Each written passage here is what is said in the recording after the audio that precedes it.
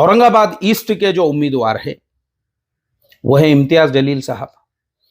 अब वहां पे ऐसा खिचड़ा बन गया हुआ है, इम्तियाज जलील साहब के सामने जो खड़े हुए हैं हमारे ही बहुत सारे उम्मीदवार हैं।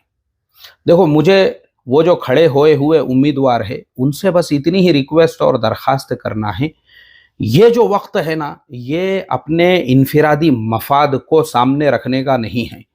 भले इम्तियाज जलील साहब में कुछ खामियां हो, उनमें घमंड हो, तकब्बुर हो, अकड़ हो, लोग इस तरह की बातें कर रहे हैं।